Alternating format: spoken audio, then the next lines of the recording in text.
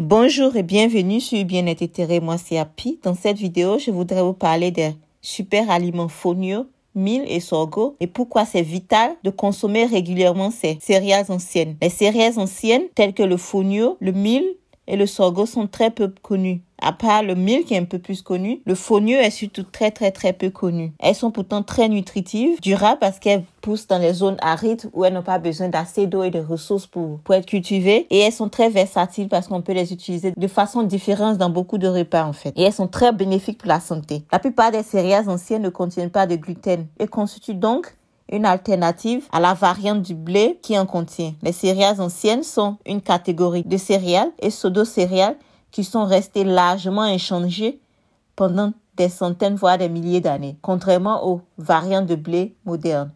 Donc, quand vous voyez des grains qui n'ont pas changé pendant des milliers d'années, c'est très bénéfique pour votre santé parce que c'est la nourriture, c'est l'information aussi. Et donc, ce que vous mangez communique avec vous, avec votre corps, avec vos gènes, vos cellules. Et donc, les céréales qui n'ont pas changé depuis des milliers d'années vous donnent l'information dont votre corps a besoin pour rester en bonne santé parce qu'elles ne sont pas changées et elles contiennent beaucoup de nutriments qu'elles ont conservés au fil des siècles, voire des millénaires. Il faut dire que nous avons de la chance d'avoir encore à notre disposition ce genre de céréales qui sont très bénéfiques en fait. En premier, je vais parler du fonio. Le fonio est une céréale ancienne cultivée depuis des milliers d'années en Afrique de l'Ouest surtout. Pendant des décennies, cette céréale a été largement négligée, mais depuis peu, elle revient dans les assiettes en fait. Comme le souligne Lost Crops of Africa, cette négligence s'explique en partie par le fait que la plante a été mal comprise par les scientifiques et d'autres décideurs au départ.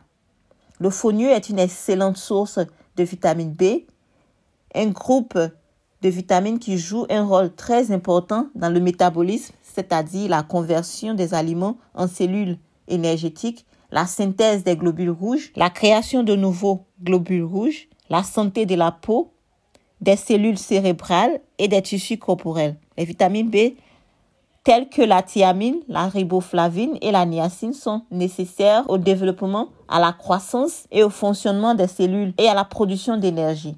Le fonio contient également du magnésium, du zinc, du fer et 8 acides aminés. Les grains complets comme le quinoa contiennent 9 acides aminés. Donc, le fonio contient 8 acides aminés, notamment la méthionine, qui est très utile pour le système digestif, le métabolisme et aide à extraire les métaux. Et aussi la cystine, un antioxydant qui aide le corps à récupérer rapidement. C'est donc un anti-vieillissement naturel. Donc, consommez abondamment du fonio si vous voulez rester jeune et belle. Le fonio est très riche en fibres, donc vous n'aurez plus vos problèmes de constipation si vous en consommez régulièrement. Et donc, très bon pour la digestion, une solution pour vos problèmes de constipation surtout. C'est également une bonne source de protéines. Simplement, vous pouvez accompagner vos plats de fonio, de légumes. Si vous combinez le quinoa et le fonio, vous avez donc tous les acides aminés dont vous avez besoin. La deuxième céréale que je vais présenter, c'est le sorgho. Le sorgho est une céréale ancienne originaire d'Afrique de l'Ouest. Le sorgho est un aliment très nutritif qui donne de l'énergie à l'organisme, aide à résoudre les problèmes gastro-intestinaux et à traiter la perte osseuse. Il convient également aux diabétiques. C'est une excellente source de fibres, d'antioxydants et de protéines. Le sorgho est riche en minéraux comme le fonio, en vitamine B aussi. Il est riche aussi en magnésium, en potassium, en fer, en zinc, en calcium et en phosphore. Le sorgho peut résoudre votre problème de calcium. Vous êtes allergique au lactose. Donc, la bonne teneur en phosphore fait du sorgho un aliment énergisant pour l'organisme. Il est idéal pour les diabétiques, comme je viens de le dire, combat diverses pathologies gastro-intestinales. Donc, c'est très bon pour votre système gastrique en fait. Également connu pour traiter la décalcification osseuse. Le sorgho est très polyvalent, donc peut être utilisé de diverses façons. Je me fais souvent du sorgho quand j'en ai l'occasion au petit déjeuner et c'est très délicieux. Vous pouvez être créatif avec ce genre de grains parce qu'ils sont très versatiles. En Afrique de l'Ouest, il y a une boisson traditionnelle appelée tchapalo qui est fabriquée à partir du sorgho. Il peut aussi remplacer le riz et le quinoa dans la plupart des recettes. Donc, vous voyez une céréale, je dirais, qui est très versatile et durable. La troisième céréale ici, c'est le mil. Le mil est une céréale ancienne aussi, sans gluten. Le mil fait partie de la cuisine humaine depuis des milliers d'années en Asie et en Afrique. Le mil est incroyablement nutritif et constitue une excellente source de magnésium, de manganèse, de phosphore, de zinc, de potassium, de fer, de vitamine B et de fibres. Il est également naturellement dépourvu de gluten. Des recherches ont établi un lien entre la consommation de mil et des bienfaits pour la santé tels que la réduction de l'inflammation, la diminution